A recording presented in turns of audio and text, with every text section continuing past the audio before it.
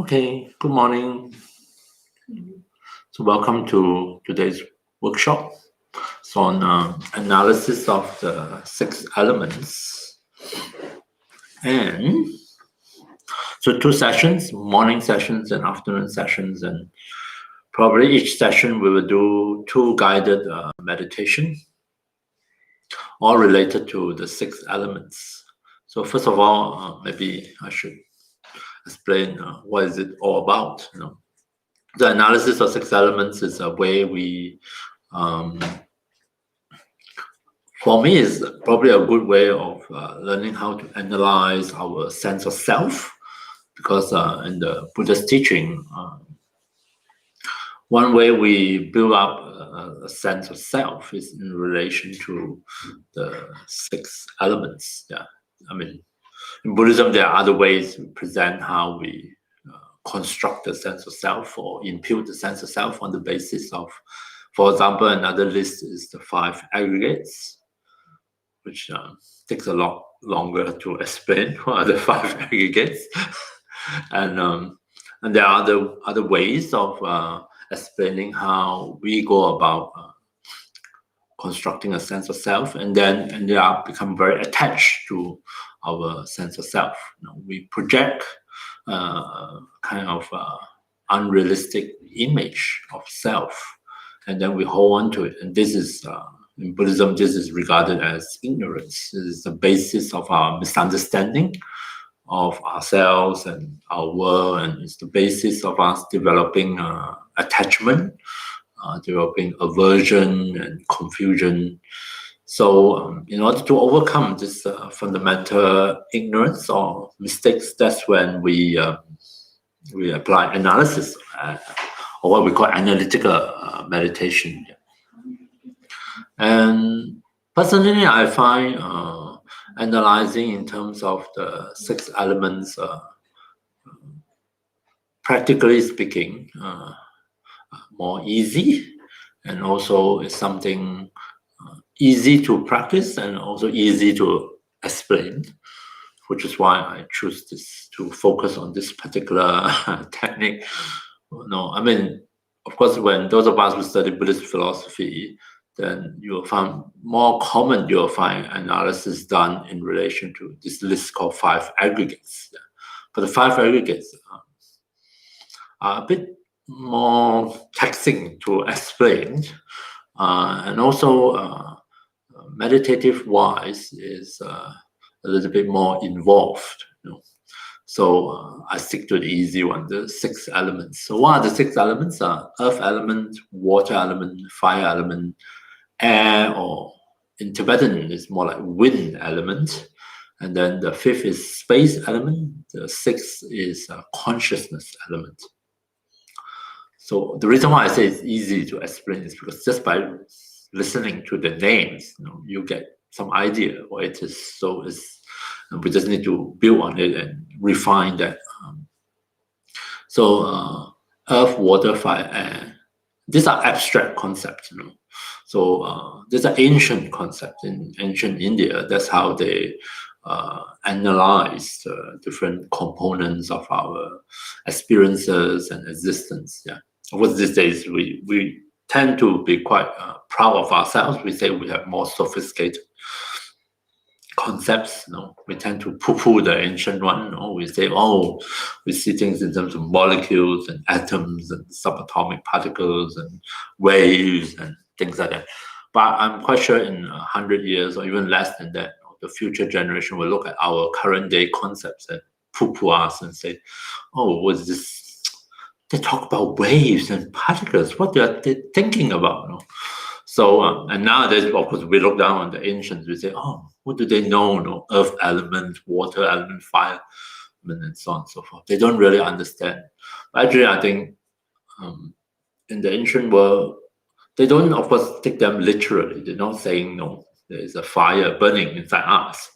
But they are using these simple terms as abstract concept to categorize and to make sense of what they experienced, what they observed, and to draw out certain principles that they can rely on. And this is true in almost every ancient culture, especially ancient culture, they develop a medical system.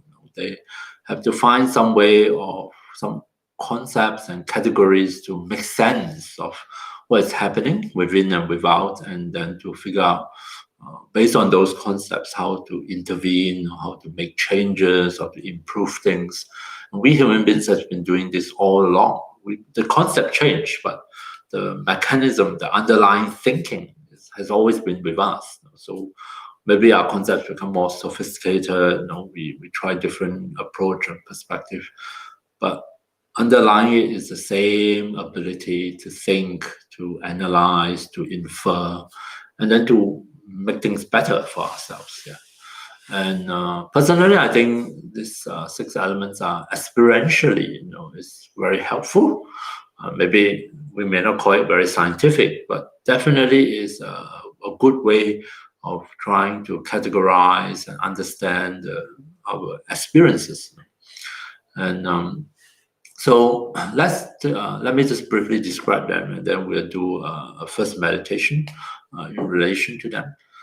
So the Buddha is saying that one way we build up a sense of self is in relation to these 6 elements. So earth elements refer to anything that is hard and obstructive. So anything that's solid basically is a sense of solidity. Your mobile phone is full of earth elements. And likewise, all the furnitures, the solid part of our body, the bones, the muscles, the skin, the tendons, the organs, all these are solid with a certain degree of density and weight. And most importantly, they tend to hold a shape. They have some more definite shape. So solidity, earth element, hard and obstructive. The second one is water element, which is wet and moistening. They also have the characteristic of being fluid, so it's flowing, wetness, moistening. Some of the characteristics of water elements. The most common example is water, and we all know our body is made up of 70% water. Yeah, but then they also include other fluids. So in the Buddhist listing, they include things like, all the water components, sweat, tears, salivas, but also include things like bile, phlegm, oil of the joints, and all this sort of thing. So all the fluid comes under water element. Yeah. And the third one is fire element. Fire element, these days we probably use the word energy. Fire elements, is of course externally the heat from flame, and internally, of course, is our body temperature, which is also energy, heat energy released from metabolism within the cells. And fire element is defined as that which is hot and burning, although it also includes the experience of coldness or coolness. Yeah. So there's fire elements. Traditionally, many ancient culture, digestions is regarded as the work of fire element. We talk about the fire of the stomach, and this, to take the analogy from external experience. We cook our food, which helps in to break down the food, make them more tender, easier to consume, eat, and to digest. So there's this idea, of course, it's abstraction, that likewise we also have an inner heat or fire which help us in digestions. Yeah, probably in the form of enzymes. The last of the physical element is air element or wind element, and of course that is the breath. We breathe in, we breathe out. Is vital to our survival. Take in fresh air, oxygen, breathe out carbon dioxide. Air element is that which is light and moving, and probably because of the analogy of wind. There's still air, there's still in stillness, but which most of the time we can't really notice. But when air is moving, wind, that's when we really notice it. And so this abstract concept of wind elements also include the element of movements. So in the ancient world, very often movements, not just the movement, outside, the famous Zen story of the flag flapping in the wind, whether it's the wind that's moved or the flag that's moving, or it's the mind that's moving. Yeah, I think all three are moving. Yeah, so movements are commonly associated with wind element, and that, by analogy, is extended to physical movement. Moving our limbs and going from one place to another, and all the other internal movements are then associated with wind element. So those are the four physical elements, in the sense that they are something that we can sense primarily through our tactile sense. Yeah. I mean, of course, we can observe some of it through vision, or we can hear, the sound, the wind howling. But the main physical sense that we use to detect and to relate to the four physical elements are our body sense, our tactile sense, earth, water, fire, and air, or wind elements, right? Then the fifth one is space element, which is even more abstract. And this is, of course, space is that absence or obstruction. So, as a concept itself, okay, there's space in front of me. There's nothing obstructing, which is why the camera can pick up my image. But in reality, our experience of space is, of course, very much to do with all the other physical things. It's in relative to the physical thing like the walls and the doors and the windows, then we construct a sense of space, the space of this hall, space of this room. So, space in a way is also relative to the different objects. It's the distance between objects, it's the space between objects. Yeah. So that's why if you're a hoarder, you have all these possessions, then there is a sense of very little space. And if you're a minimalist, you can't stand chaos, you're always throwing things out, then there's all pristine, clean, clear space. Yeah. I always admire people on YouTube. I watch a lot of YouTube videos, all the minimalist apartment. I thought, gee, it takes an awful lot more effort to keep the place minimally furnished than to, I can understand why I'm a tendency to hoard. Not because I hoard, but I just sort of throw them around, and they just settle there for 1 year until the next spring. Because it takes an awful lot of effort to keep putting things away or getting rid of them, and make sure all the lines are aligned, nice, neat, and clean. Geez, way too much effort. Yeah. So space elements. Space element, you may think that, hey, what has it got to do with our sense of self?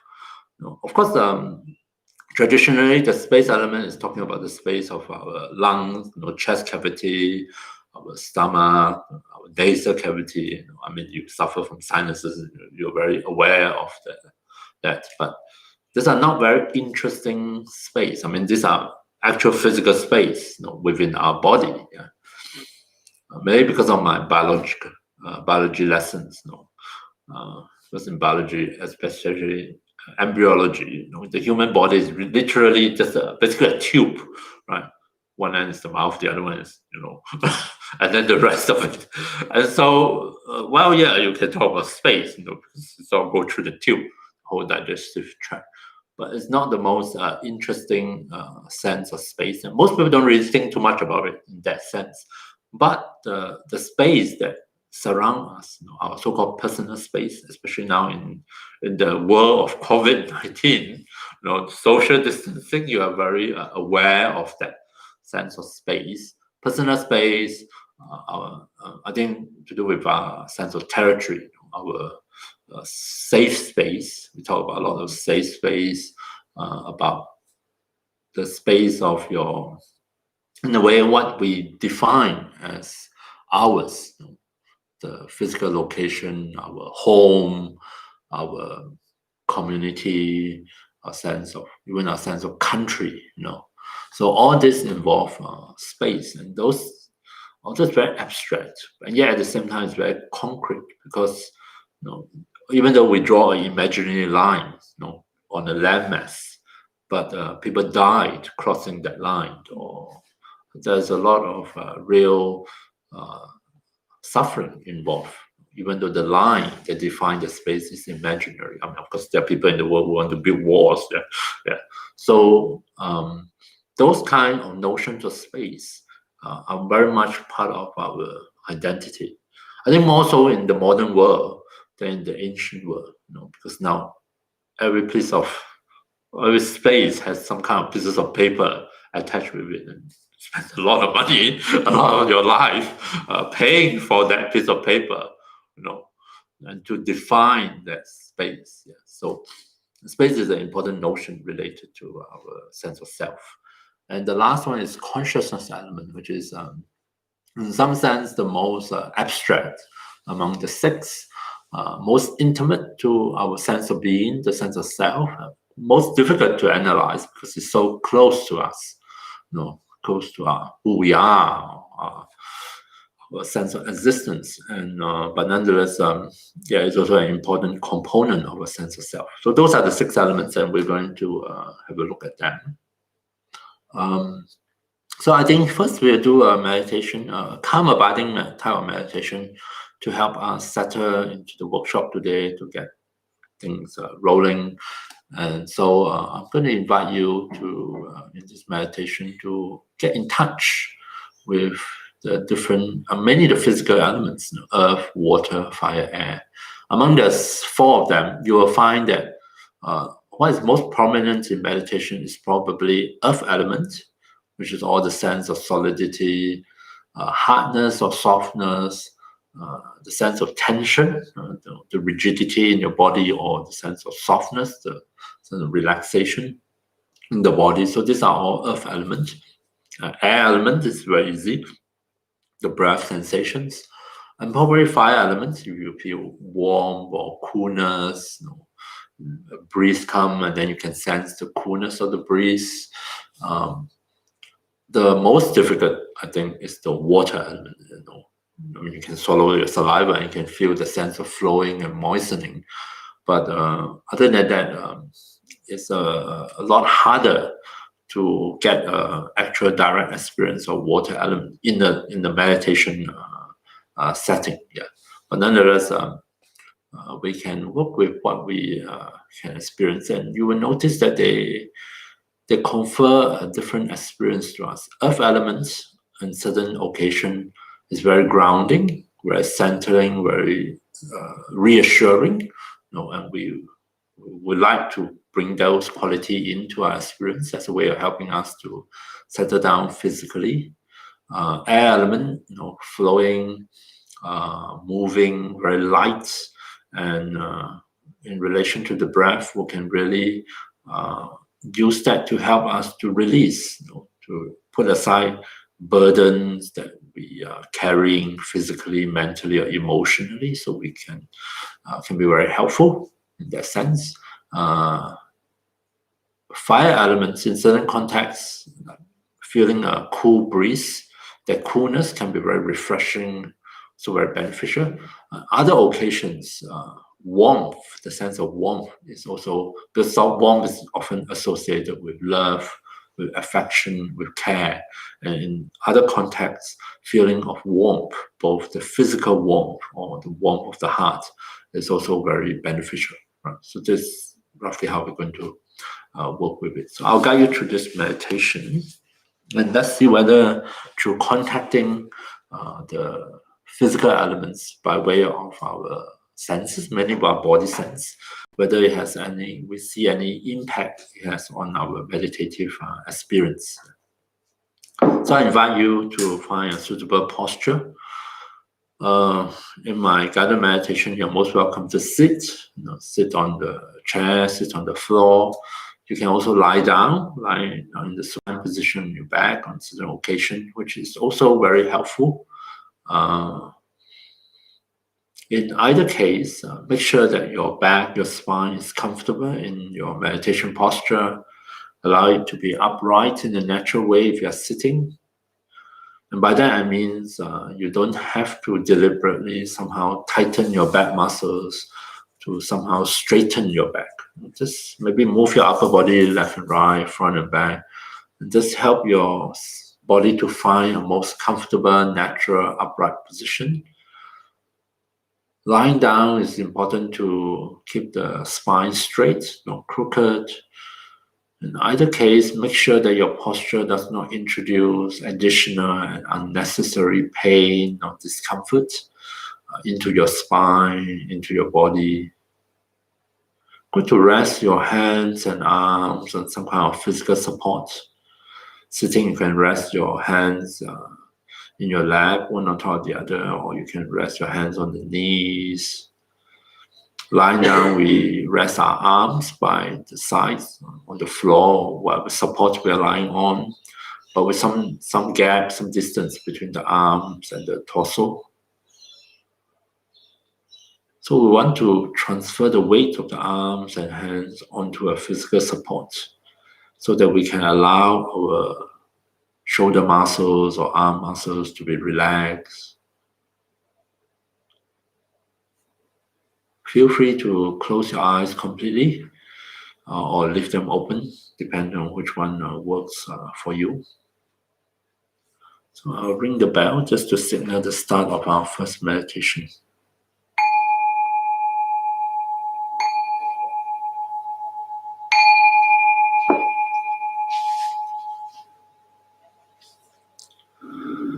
So first step, I call it acquiring a seat for our body meditation. And for that, I invite you to let into your awareness the sensations coming through from beneath us, coming through the points of contact between body and seat, body and ground.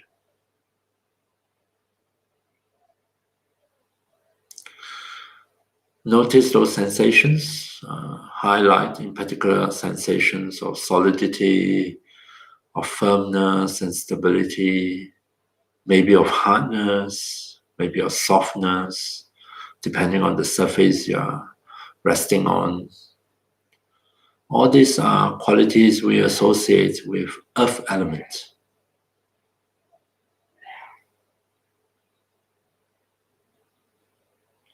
As you let those sensations into your awareness, allow your whole body to feel that it is resting on the great earth, supported by the earth elements, supported by that solidity in this posture. We reassure our body in this way that it is well supported, well balanced, and safe. And see if you can notice that just by doing so, you allow the body to loosen up in its own time, to unwind a bit, to let go or put aside some of those unnecessary tightness and contractions in the different parts of the body.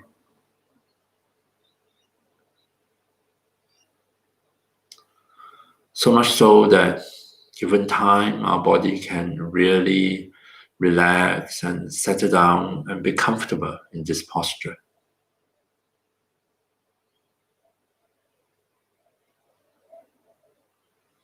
So that's the first step, acquiring a seat for our body. In the second step, we're going to take some time to help our body and mind to shift gears, to transition into meditation. And for that, we're going to make use of the breath as a support, air element. So see if you can tune into the sensations of the breath in the different parts of the body.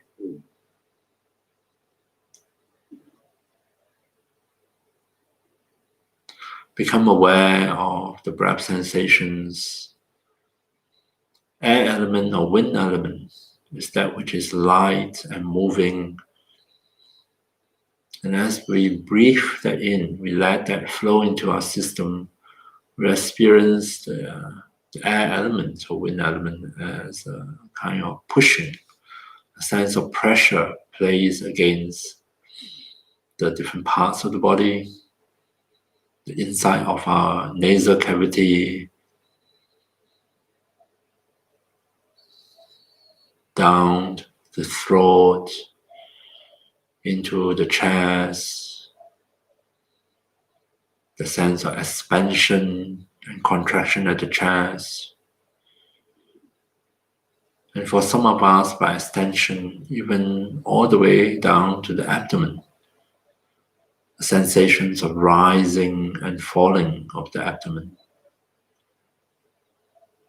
all which are associated with the breath, with air elements.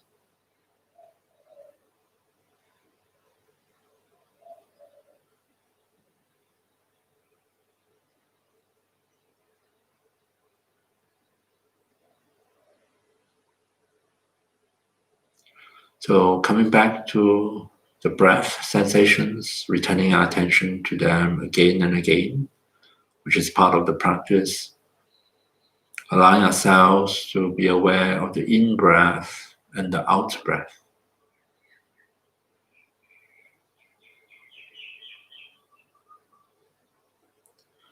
And the breath will be our support, synchronized with the rhythm of the breath. I'm going to invite you, as we breathe in, as we are aware of the in-breath, we take this opportunity to also to be in touch with other sensations within our body. Breathing out, as we release the carbon dioxide, we make use of this opportunity to facilitate release.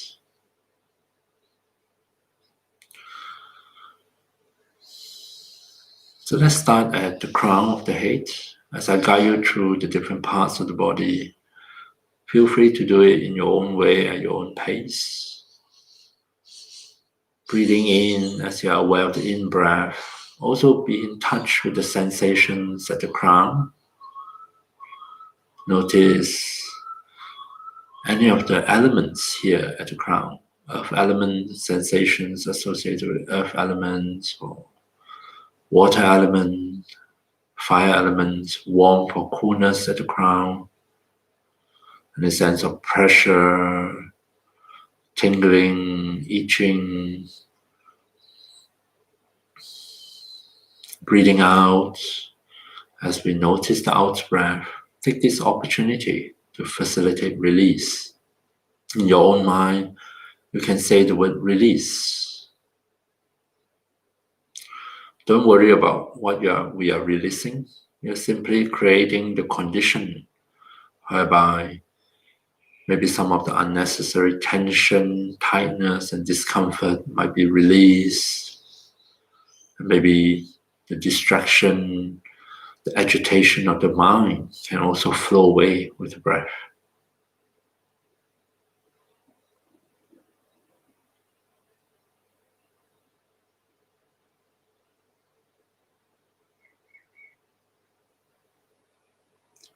Breathing out, releasing. We release our attention from the crown and allow it to alight at our forehead, so that as we breathe in, we are in touch with the sensations at the forehead, as well as the sensations in the rest of the face.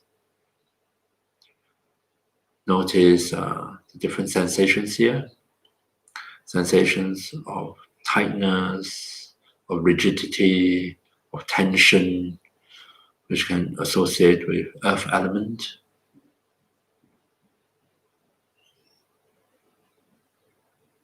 Breathing out, releasing.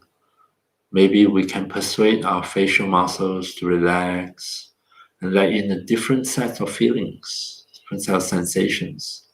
Softness, ease, relaxation. So hard versus soft, tight versus loose, heaviness versus lightness.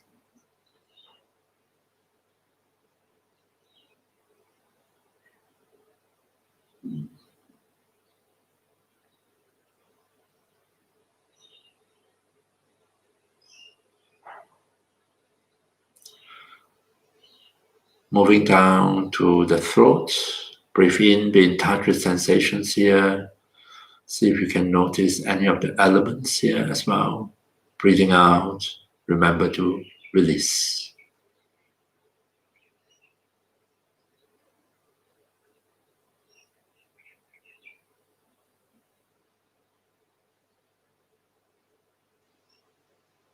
Swallowing the saliva, you can feel the flow of fluid down your throat. This is water element. Any part of your body, you sense warmth or coolness. It's fire element. But much more prominently, we'll probably notice the sensations of heaviness or lightness, hardness, softness, tightness, looseness, which are associated with earth elements.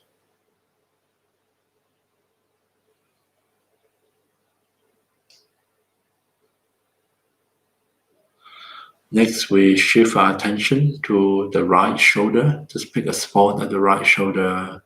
Breathing in, be in touch with sensations here, be in touch with the different elements here. Breathing out, release.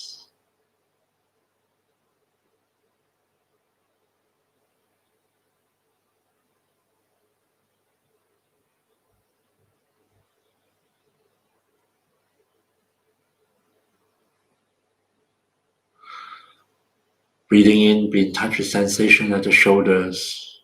The different elements may be associated at times with pleasant feelings, softness, with relaxation, with comfort, hardness, tension, with unpleasant sensations, with pain.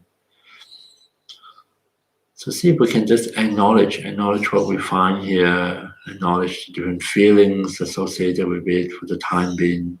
Just let them be.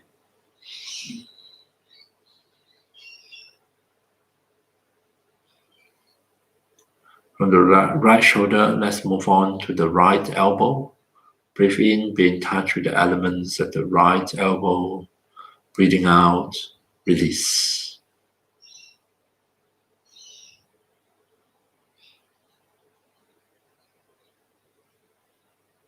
Some places we can only detect very subtle sensations that we may not be clear what they are. That's fine.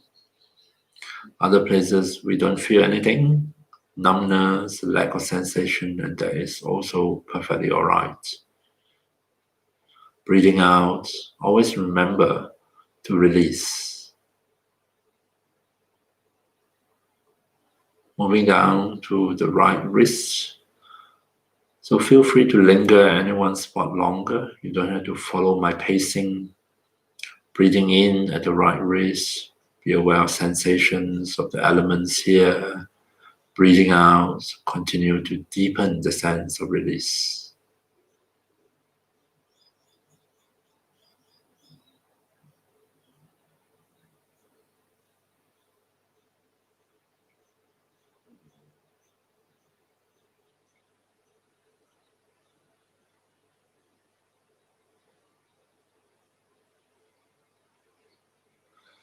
Moving into the right hand, breathe in, be in touch, out and release at your own pace.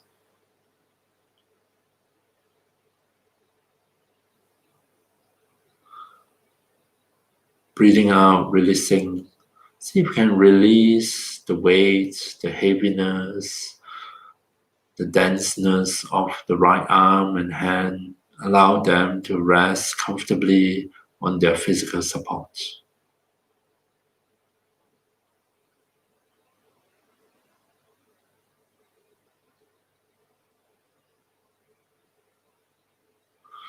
Switching over to the left side, starting with the left shoulder. Breathe in, be in touch, out and release.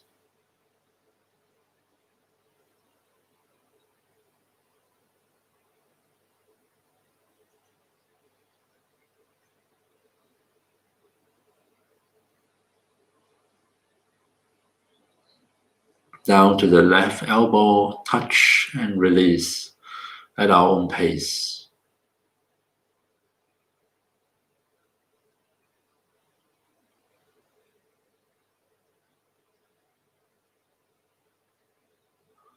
Into the left wrist, touch and release.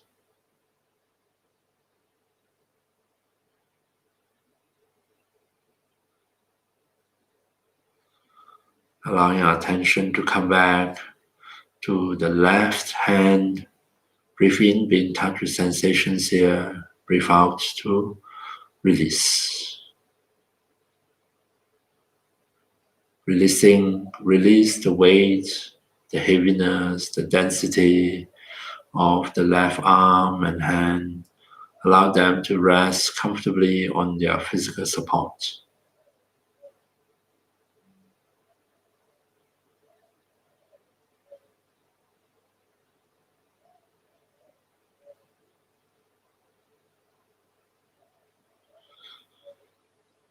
Coming back to the breath, using the breath as a support, synchronized with its rhythm. Breathing in, let's be in touch with the sensations at the chest, the heart center. Breathe in, be aware of the sensations here. Breathing out, release.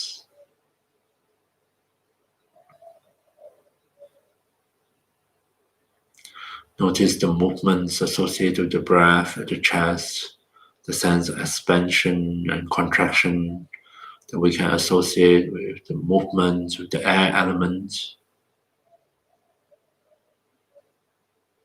Notice other sensations here, tightness, tension, or looseness, relaxation. On some occasions, some of us may even sense the beating of our own heart, the pumping of the blood, of water element, from the chest, from the heart, to the rest of the body.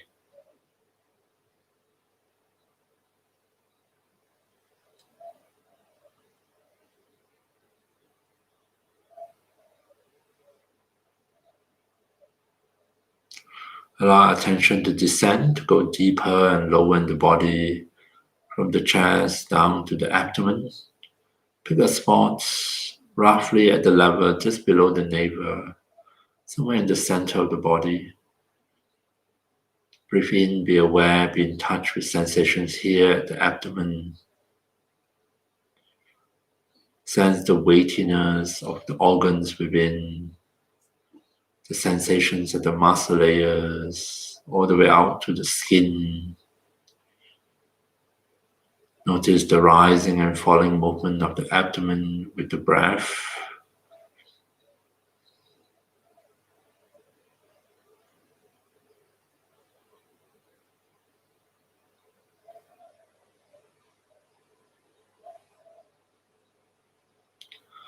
Going even further deeper, lower down, all the way to the base of the spine, at the tip of the tailbone. Breathe into this spot, right at the center of the pelvic region. Breathe in, be aware of sensations here. Breathe out to release. Sense the weight of the pelvis and the upper body resting through the pelvis on the seats, on the ground, the earth element.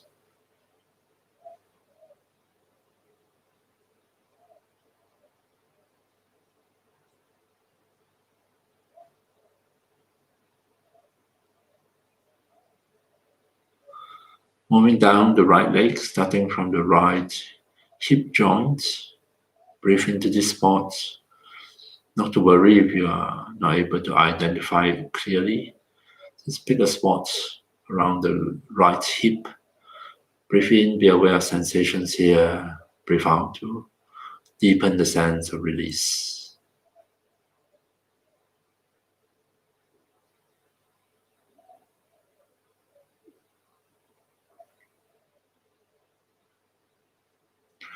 Moving down to the right knee, touch and release.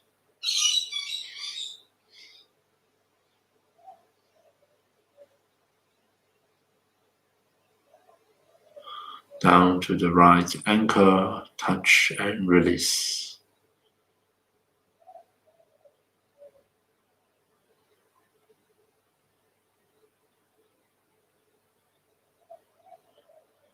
into the right foot, touch and release. Release the weight of the right leg. Allow it to rest comfortably on its physical support.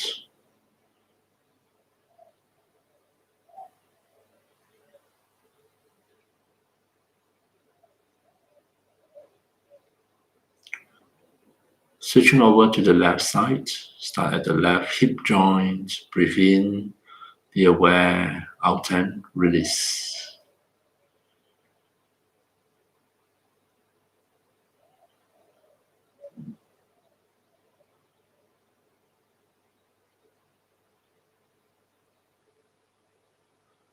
Moving down to the left knee, touch and release.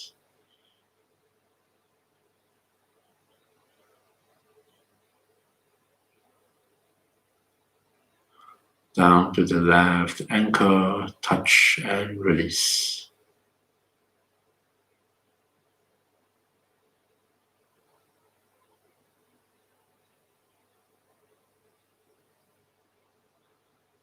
Finally, into the left foot.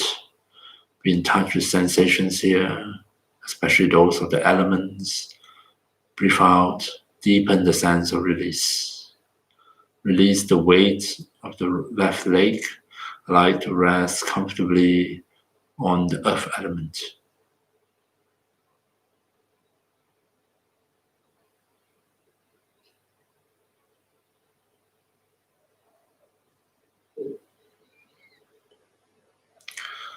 So now that we have traveled from crown to feet with the support of the breath, the air element, for the rest of the meditation, the next few minutes, I invite you to rest the body in this posture, allow it to continue to settle down, to be more and more comfortable here. Rest our mind, our attention, first with the breath, with the air element. And now that we have sensitized our mind to the different elements within ourselves, see if you can rest your mind on the breath and also be in touch and be aware of the presence of other elements, of earth element, or solidity, heaviness, lightness, tightness, looseness. Be aware of water elements. On the rare occasion you notice it, the sense of wetness, of flowing. Fire elements, warmth or coolness. And of course air elements, the breath and associated sensations.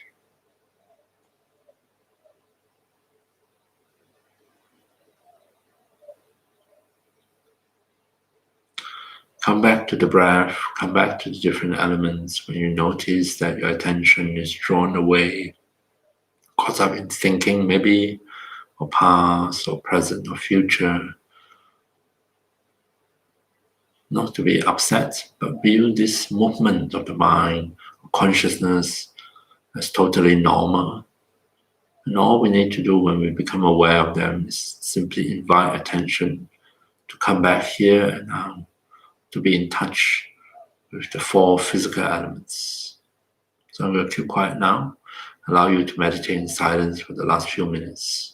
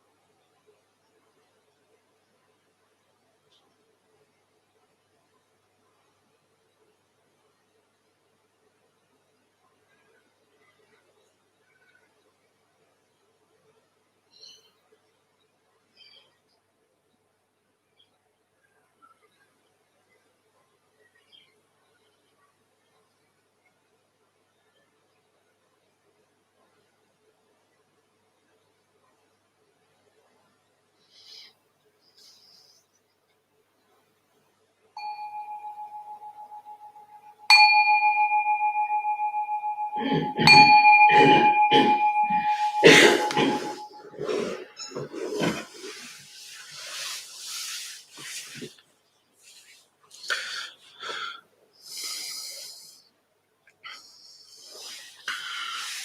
so there is supposed to be an introductory meditation to the elements.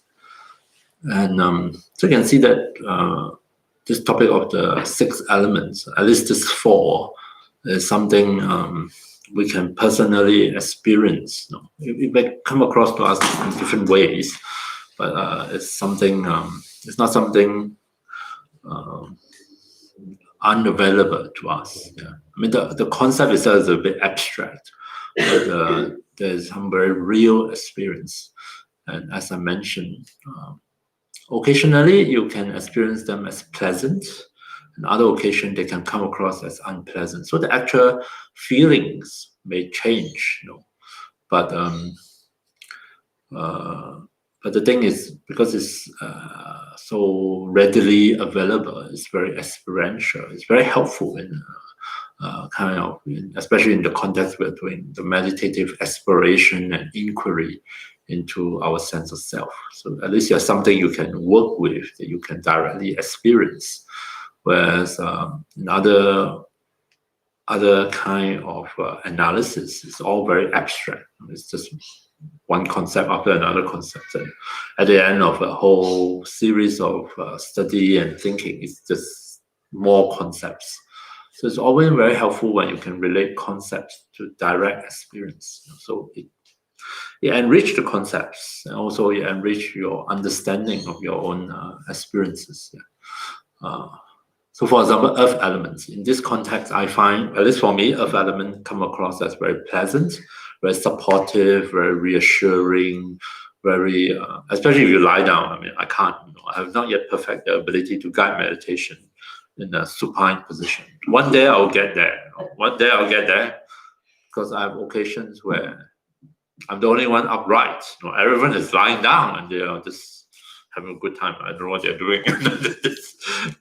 But when you lie down, like for example, when I do yoga and finally the corpse pose, the savasana, you really feel the earth element underneath your body. And it's very, in that occasion, it's very pleasant, because you can surrender the weight of your body onto the earth, and you can feel very supported. It has an emotional quality to it. You feel very, you don't need to tighten your muscles. You don't have to, in a day-to-day life, we have all this responsibility. We have to keep it all together, we have to hold it up, and then you can just let it all go, and the earth will support you. It's a very pleasant association in that context. But there are other occasions, especially when we're not feeling well, we're ill. It's surprisingly, first of all, how easy it is for us to lose energy. One moment you're jumping around doing this, and the next moment when you're ill, you're down with, hopefully not COVID, but something, all your energy, fire elements sort of disappear from your body, or it becomes all like a mess, like you have a fever. Then it's very unpleasant, the fire element. The earth element also come across as very unpleasant. It's this heaviness and sluggishness, like dragging your body out of the bed, and even standing takes an effort, moving takes an effort. So that is when occasion where the elements become associated with unpleasant feelings. It's not very nice. Everything doesn't feel nice. The fire doesn't feel nice. Water element doesn't feel nice. You feel like you're waterlogged or water retention. Air element is breathing. You have cold or something like that. You have a blocked nose, and even the breath doesn't feel comfortable. And you can understand when you're ill why you don't want to meditate, because you become very aware, even more aware of the unpleasantness of the symptoms and the effect it has on your body. So you can always excuse yourself when you're sick. You say, I don't want to meditate. It's like torturing yourself with more awareness of suffering. Okay, so I hope that gave a kind of introduction to your own physical elements. It's not something weird or something we're out of touch with. And the next meditation, we begin an analysis. as in the Buddhist context, we analyze, we try to really investigate the sense of self. The self that we talk about here is the self that we when people say, you have a big head, a big ego, you're very self-centered or selfish. That's the self we talk about. It's something, it's actually quite elusive, but at the same time feel very real, right? Traditionally, this analysis is sort of presented in a logical way, and in the Guruk tradition, which this center is followed, which I study and train in, logical reasoning, logical analysis is the main method we use. And those of us study it, you will find that it all seems very complicated. So many reasonings and so many very sophisticated and profound. Actually, the truth is, it's nothing like that. It's pretty. It sounds very complicated, After all, we have to make a living, right? You must make it sound like there's something really profound that you're conveying. But the reality of the analysis is actually very simple. The analogy I like to give is looking for your car in the multi-storage car park. It's the same logic. The logic argument is the same. Like I think, I don't drive, but one year my friend and I were at the Sydney airport. The multi-storage car park at Sydney airport. And she forgot where she parked the car. It's not very fun looking for your car at this multi-storage car park. So we can illustrate the reasoning. First, I'm not the one, I can't be the one looking for it. First of all, I'm very bad because I don't drive. I don't remember car. I don't remember the model. And of course, I don't know her license plates. So first of all, I will not walk around looking for the car because I don't know which one is the car, right? So that's the first criteria. If I cannot identify the object I'm looking for, there's no point looking for it, right? Of course, these days, if you lend me her car key, the remote, then you can just lock, unlock, looking for and indications, like the sound and the light flashing of the object you are looking for. So that's the first criteria. You need to know or have some way of identifying the object you're inquiring that you're looking for. You don't actually need to know it in all its details, down to the year or make, how many miles you have driven it, and what color, whether there's dents here or not. You just need an indication to start off with. Something that is good enough for you to identify it, locate it, and that's good enough.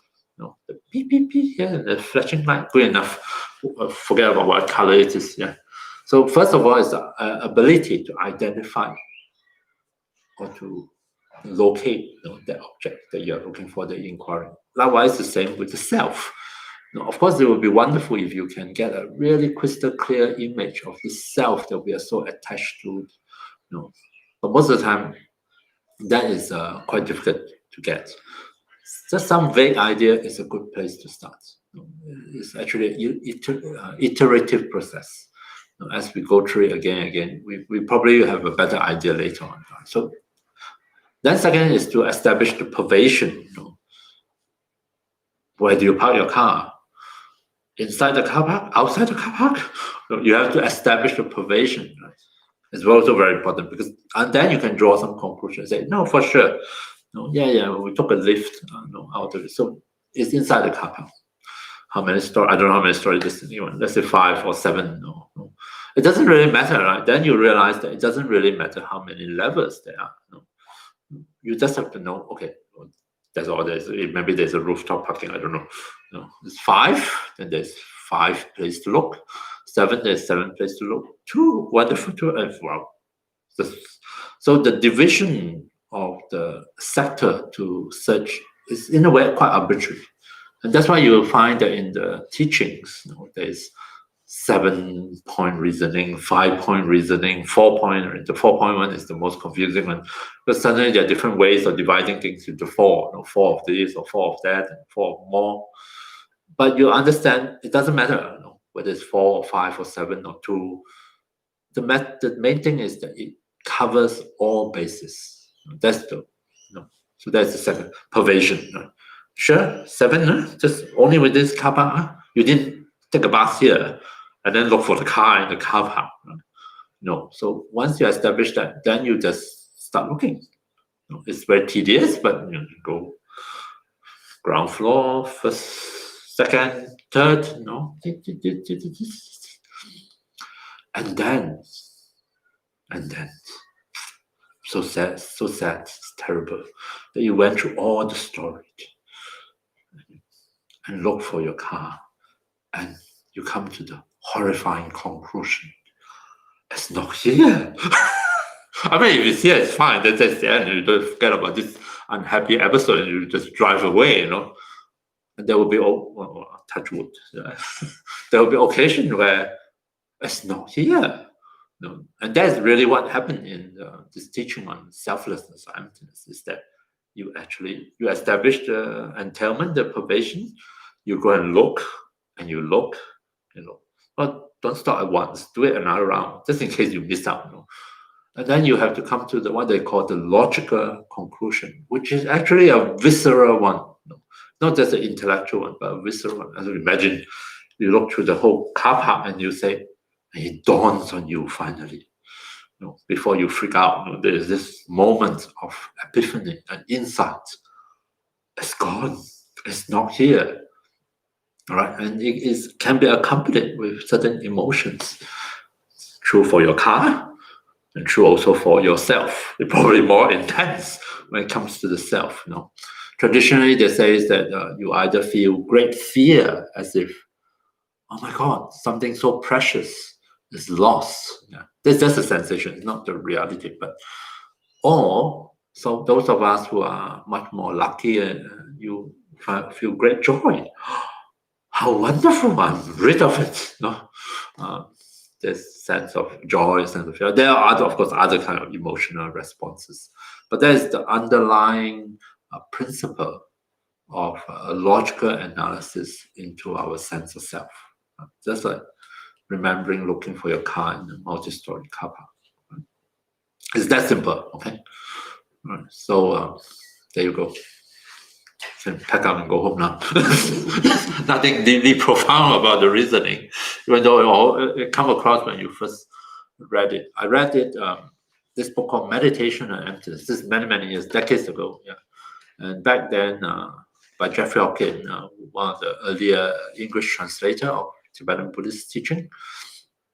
I found the book in the public library, not in the open section, in the kind of reserved, because it's so precious. It's just one copy, I have to go and fill in the form and submit to the librarian and to retrieve this one and only copy.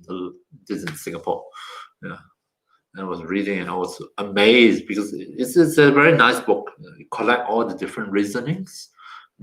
Try and explain what we're trying to do, especially in Tibetan Buddhism, in the Golok tradition, in terms of realizing and analyzing the sense of self. Yeah. Okay. So we're going to start. This one, our car, our self is in the midst of 6 stories, 6 levels, car park. One is called earth, and one is called water, one is called fire, one is called air, one is called space, one is called consciousness. And so first we start off with the first 4 elements. We're going to look. And the question I'm going to ask you, and you can ask yourself as we investigate each of these elements, is we ask, can we lay claim and point to this and say, is this me? Is this mine? Mine as in possession? No. Which is in a way an extension of a sense of self. Is this me? Is this mine? Is this myself? That's the question we ask ourselves again and again in this meditation. And the way we do the 4 elements, the physical element, is to consider the 4 elements not in a static way, because in reality they are not static. They are involved in this ever-flowing cycle, right from the moment of conception, beginning of our life, this life. We ask ourselves, I start off with just one single cell. Well, now I have trillions of them. What happened? Something must have happened in between, right?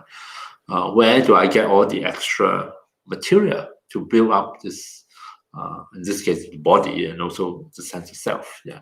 So of course, in the case of earth element, through the nutrients, we receive it first of all in the mother's womb through the placenta. We take in the nutrients via our mother to build the body of the fetus, the baby. Then after birth, it's all the milk we consume, or the baby food. We start off with that, and that went into building the body, and then even now, we have been consuming. We keep doing it, of course. The day we stop doing it, then we know the end is not far. Yeah. So that is when outer earth element becomes inner earth element, and it doesn't stop there. We also return it. Every time we cut our hair, we clip our nails, we shed our skin cells, we visit the toilet. What is inner returns to the outer. Of course, at the time of death, as my body most probably will be cremated, every bits and pieces of it, of the earth element, returns to the environment. So this is the cycle of earth elements, outer and inner. And as we sensitize ourselves to this cycle, we ask ourselves the question: at which point is there any particular portion of earth elements I can point to and say, this is me. This is definitely mine. Don't touch it, right? It's always going to be here. It's permanently me. This is mine. This is myself. Which atom are you going to hold on to? Which chunk of meat are you going to hold on to exactly? But they say that, I don't know if it's true, every 7 years, every cell or every atom in the body is been recycled. Mm-hmm. But that's not good news. It's myself. It's gone to the recycle bin. So then, is it correct for us to hold on to any bit? This is me. This is definitely mine. This is inherently myself. That's the question we ask ourselves. Right? So let's do a short meditation and see how many elements we can get through. So I invite you to set back into a meditation posture. I'm going to take some water element now.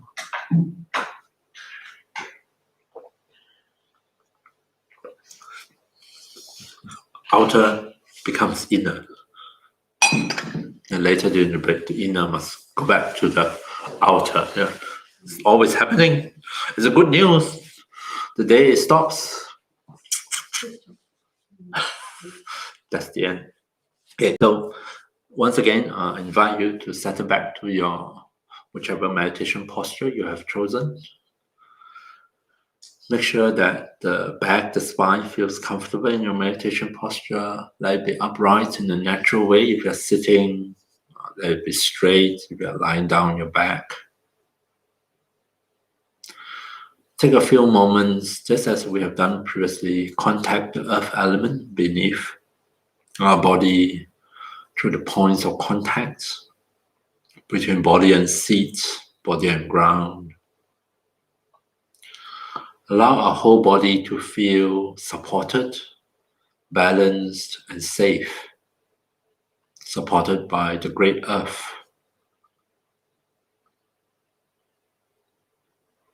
And as that message sinks in, penetrate into our body, our brain, into our bodily intelligence, it helps to facilitate a natural process of unwinding, of loosening up.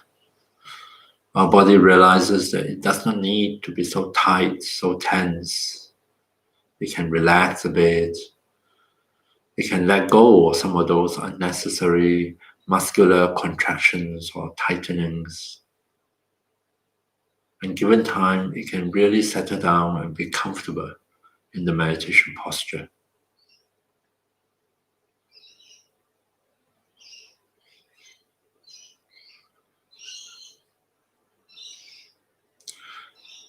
And one of the most important place to release the tension is actually with our face. So often we unconsciously tense up the muscles of our face, almost as if an indication of the amount of effort or struggle we put into our meditation. So if you at this moment notice any tension or tightness in your own face, why not take this opportunity to persuade those facial muscles in a gentle way to relax. Just let in a different feeling, a feeling of softness, of ease, of looseness into your own face. And throughout the meditation, periodically come back, check into how you feel at your own face. See it as an indication of the struggle, the unconscious tightening and tensing.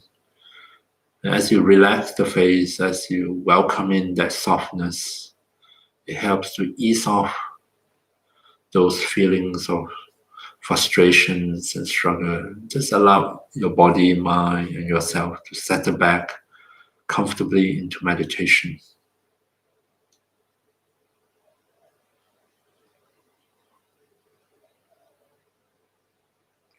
So analytical meditation is when I invite you to think, to reflect. Feel free to do it in your own way.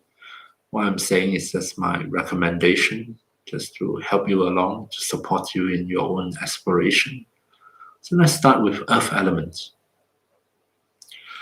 As I described earlier, get in touch with our inner earth elements, both in terms of what we can sense through our senses, in terms of our mind, our imagination, our recollection, our memories. Earth elements, the inner earth elements, is all the solid part of our body, the bones, the muscles, the organs, the skin, the tendons, the ligaments, all the hard, solid, weighty, obstructive parts of the body.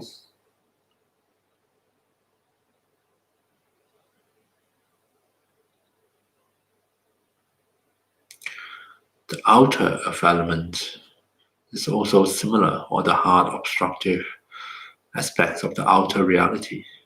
The chair I'm sitting on, the table in front of me, the floorboard, the walls, the house, the road, the mountains, the cars, the trees.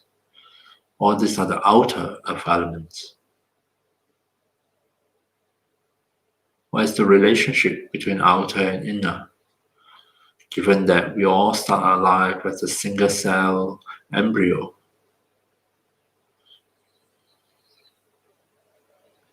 it is through consuming food and nutrients, first in the womb of our mother via the placenta, then as a baby, as a toddler, through the milk, the baby food we consume, and then for the rest of our life, all the meals we have taken, we have eaten, we can recollect some of it. The nice one, the delicious one, the not so nice one, the days of liquid food, the solid one. These are the flow of outer earth elements into the inner.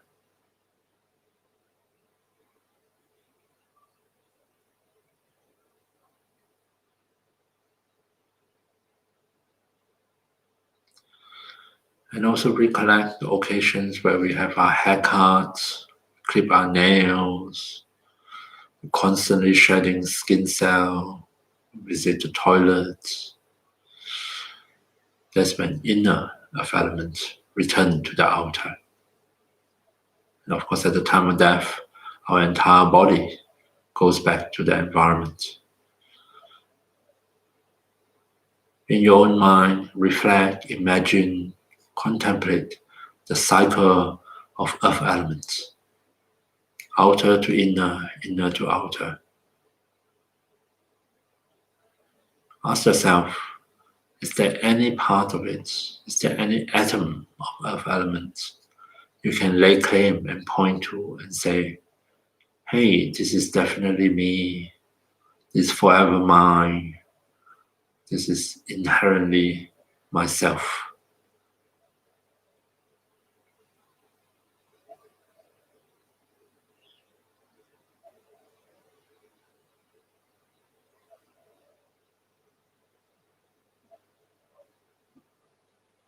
appreciate the flow, the movement of the earth elements. Sometimes we can do it even physically, other in terms of our experience. Other times it's just by way of imagination, playing around with the concepts.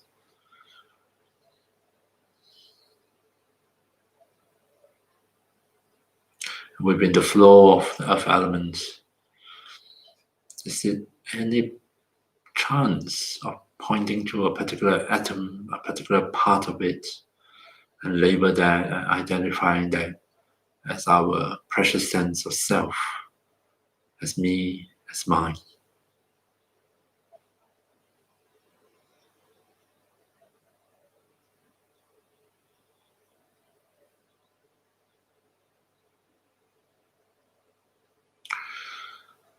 So moving on, water elements. Inner water elements, our saliva, we can feel it as we swallow our saliva, the blood, the lymph. 70% of this body is supposed to be made up of water, of fluid.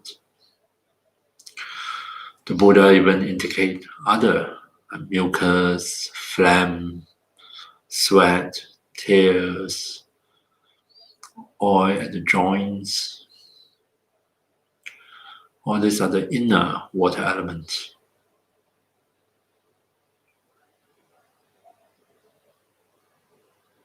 Turn our attention outwards, the rain falling from the sky, memories of washing our hands, shower, bath, swimming. All that is outer water elements. And how does outer becomes inner?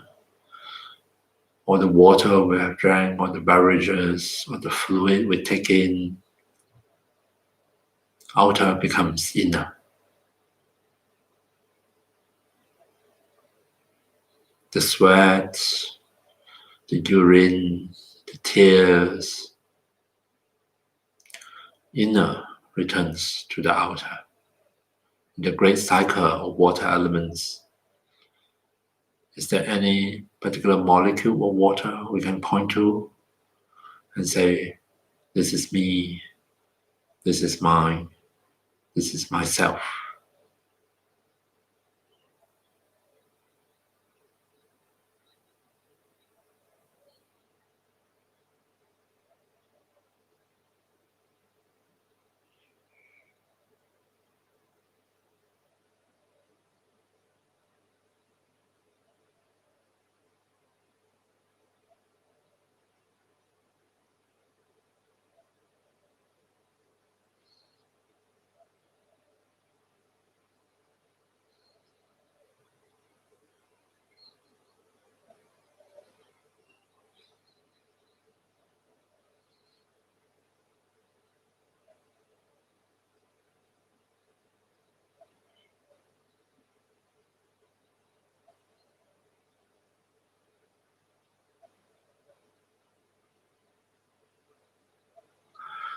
Next, fire element.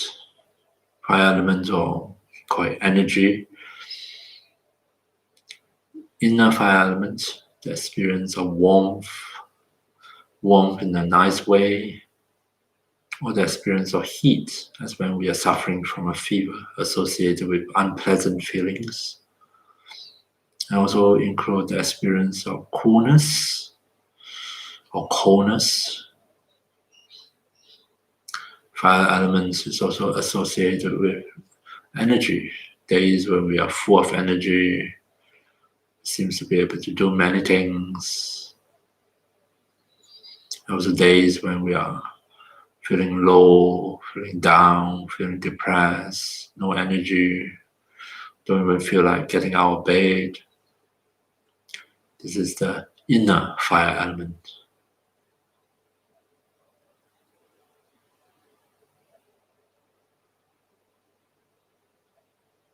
Turn your attention outwards, reflect on the outer fire element, the sun blazing in the sky, the source of energy for most life on earth. The warmth of the sun, the heat of the sun, energy stored by plants, become fossil fuel, petrol, oil. Experience of fire at the fireplace, fire at the stove, fire at the bonfire on the beach. Of course, the opposite, coldness, of snow, of ice cold.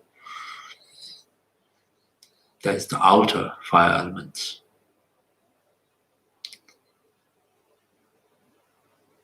Reflect a little bit on the cycle of fire element. How does the outer becomes inner? Primarily through food. Food, depending on what you eat, food store, energy stored in the food, consumed by us, released through the process of digestion and metabolism to support our life, to maintain our body temperature, provide energy for our activities. Outer becomes inner.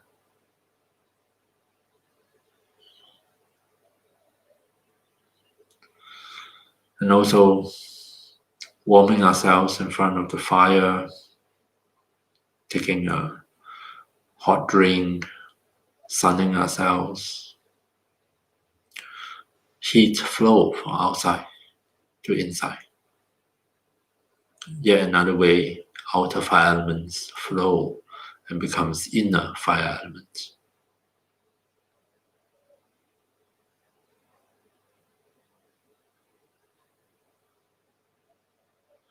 How does inner returns to the outer? Every time we breathe out, we lose a little bit of the heat into the environment. Heat radiates from our body, energy consumed in our activities, in our daily life, in our assertion. Inner returns to the outer.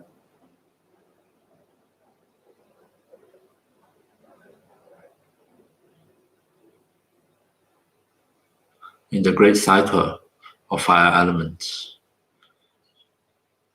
is there any parts and a bit of it that you can point to and lay claim, this is me, this is mine, this is myself?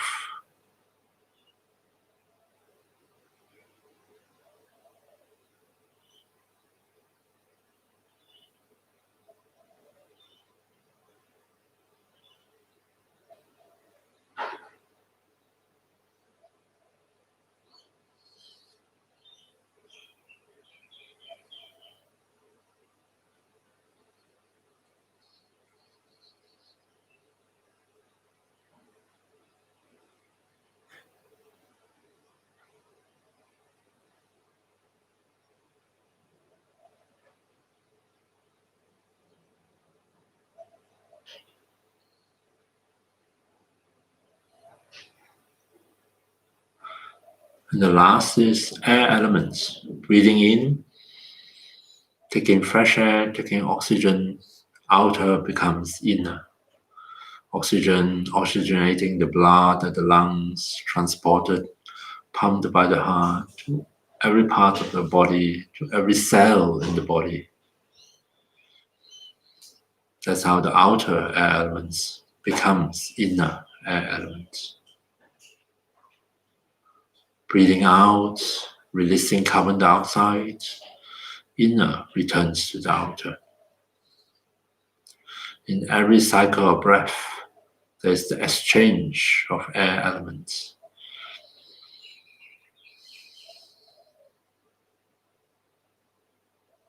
So in this cycle of air elements, is there any breath?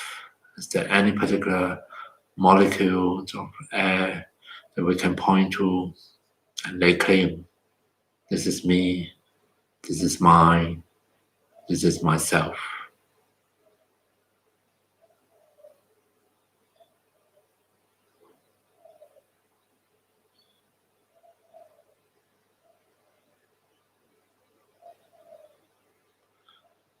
So now I invite you with the power of your imagination. I imagine this four river, ever-flowing cyclic river, binding this body to its environment. Instead of thinking of the body as one solid thing, think of it as entwining of four great river of change. The river of earth, water, fire, air. Flowing here at these spots, we call it the inner elements. Over there, we call it the outer elements.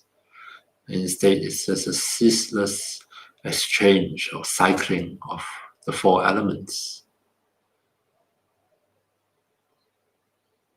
And in these four entwining cycles, is there any point, is there any spots, is there any part I can lay claim and say, this is me, this is mine, this is myself.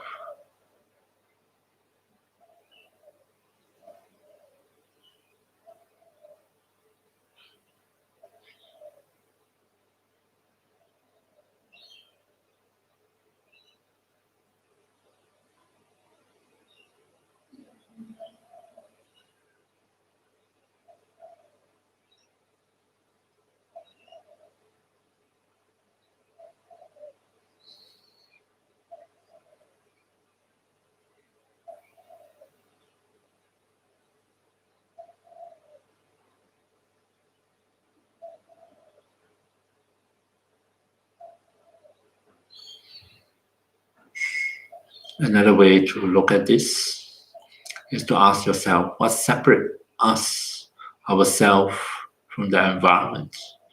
What separates the inner from the outer? Is there a solid boundary, a solid skin? Or is it just an abstract concept that we have get used to identifying one portion of it as inner, as belonging to me, as me, and another portion as outer, as not me, not self? Does that skin, does that container actually exist? Is it permanent? Is it immutable? Our actual skin is constantly shedding the cells, constantly changing shape, changing size. It's porous, it's permeable.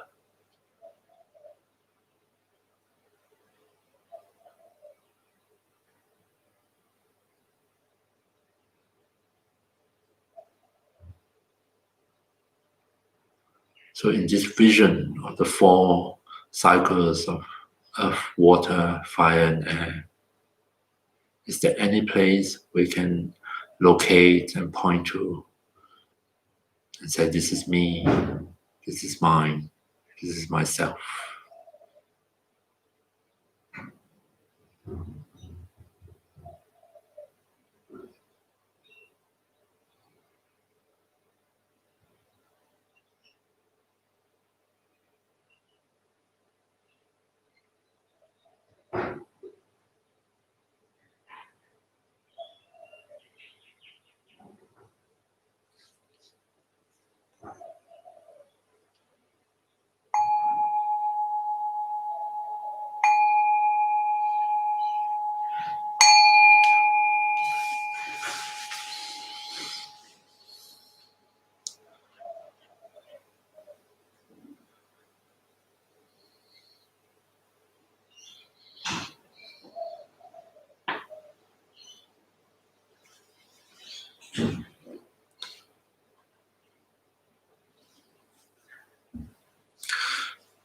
Okay, so there's the first part of the analysis of six elements. Quite often when people learn about the teaching of emptiness or selflessness, and when we do this so-called analysis, we may have an image that we'll end up with some kind of blank called emptiness. Maybe one day we'll arrive there, but personally, I find it's good to sort of approach it like a small step along the way, and just get some start with some vague ideas, start with something at least we can touch and accessible at this moment. Yeah. So for me, I find it quite helpful to think of it as to start changing my so-called self-image. Quite often, without investigation, we carry quite a solid kind of lump. Maybe it's just me. I talk about myself. Just a lump. Sometimes the lump is a bit too big. Then this sense of obesity. We have different body image of self, right? But what I'm doing, I think, with this analysis of four elements, at least the physical one, is to start to loosen up the image, start to introduce other sense, other kind of possibilities, something a lot more fluid, a lot more impermanence. In certain days, you feel that actually there is not really this self and environment, this sense of inner and outer might actually be just conceptual. And the reality, if we really look at the reality, even at the atomic or molecular level, maybe this is actually as abstract as the line of the boundary of a country. We draw this line, then a few years later, a few decades, you draw again. I still remember geography lesson. I used to love. I like it, not the political situation, but in terms of passing geography examination, when the world is just one big USSR. And I have no idea what is there. I just know this one big patch. Good enough. It's easy. And as, of course, the Soviet fall apart. And then there's all these other countries that I don't know about. The boundaries of countries redrawn, right? I used to think that the map will look the same, throughout my life. It's not going to redraw. What can possibly happen in the modern world? How wrong I am, isn't it? And yet it might yet change again. Nowadays, I think we don't think of our boundaries as something as arbitrary as the map of the country. But maybe our boundary is also not as solid as we imagine it to be. Yeah. All right, so that is 4 down and 2 more levels to go look. We may still have hope that we will find the unchanging permanent self. The one that in Chinese drama lately, there's a period where there are different theme that becomes popular. One theme has always been around among Chinese culture is this reincarnation. Those terribly romantic stories of spending 3 lifetimes, looking for one another, one life after another, meet again and live happily ever after. Yeah. So we may still have hope that we may find something permanent enough, that we can identify ourselves from one life to another. So we'll see. Right, thank you very much. Let's have a break and we start again at 1 o'clock.